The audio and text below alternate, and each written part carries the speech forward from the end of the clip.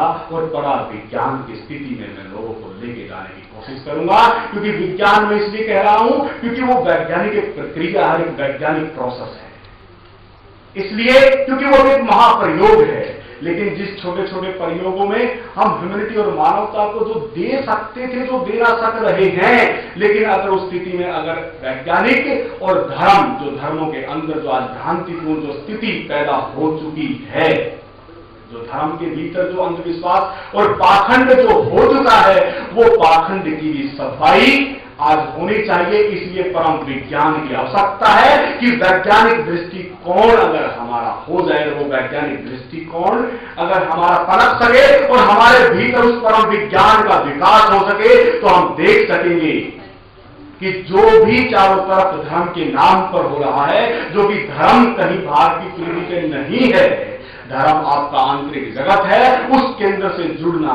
उस केंद्र सत्ता में पहुंचना ही आपका वास्तविक धर्म है। उस स्वभाव की स्थिति में लौटना ही आपका वास्तविक धर्म है। उस धर्म की स्थिति तक आपको पहुंचना है। इसलिए धर्म बाहर की पीढ़ी पे नहीं है मित्रों, क्योंकि जब बुद्ध थे तो बुद्धम और बुद्धिज्म नहीं था। कृष्ण थे तो तब गीता के प्रति इतना अटूट और विश्वास और कृष्ण की मूर्ति के प्रति इतना विश्वास न था।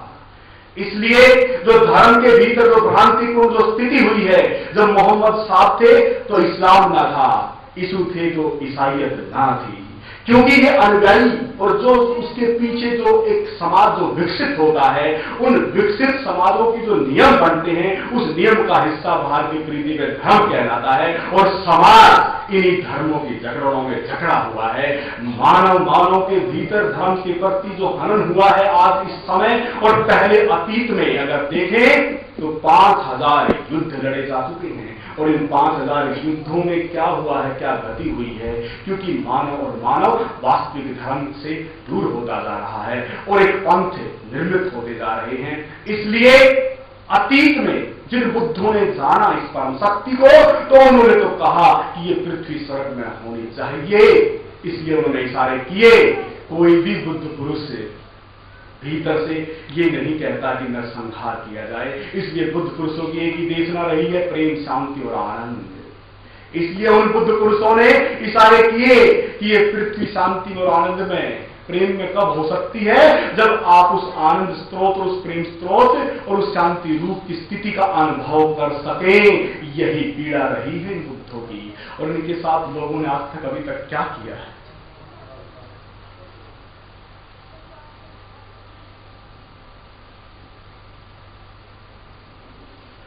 पत्थर मारे हैं, जहर दिया है, या फांसी पे या सूली पे लटकाया है।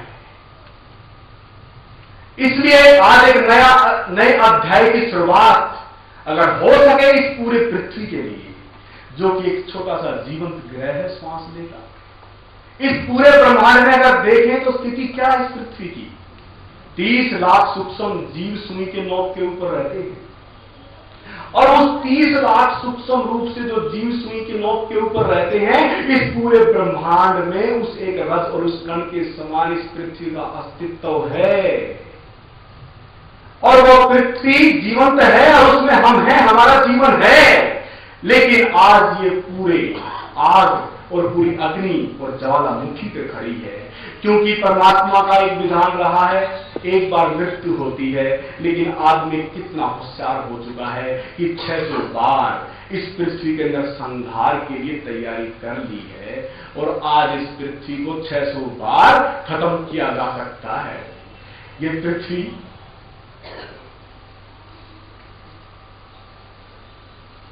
जो कि एक जीवंत ग्रह है, जिसमें हम जीवन जी रहे हैं और हम उसका खुद विनाश और विनाशक के लिए तैयार खड़े हैं। और खुद हम अपने इस पृथ्वी के अंदर संहार के लिए खड़े हैं। यानी कि अगर हमें वाकई में शांति और प्रेम और आनंद अगर प्राप्त करना है, तो उस स्थिति, उस केंद्र में लौटना होगा जिसके चारों तरफ ये सब कुछ घूम रहा है। इसलिए वहां पहुंचना होगा। डिस्ट्राय की जो नीति विज्ञान की जो रही है, ठीक है, मानव की सुविधाओं के लिए विज्ञान ने विकसित किया है, लेकिन डिस्ट्रॉय की शक्ति भी अर्जित की है। अगर जो डिस्ट्रॉय और जो खोजबीन में जो शक्ति लगी पड़ी है विज्ञान की, हो सकता है अगर उनकी दृष्टि भी अगर साफ हो सके और वो प्रयोग कर सके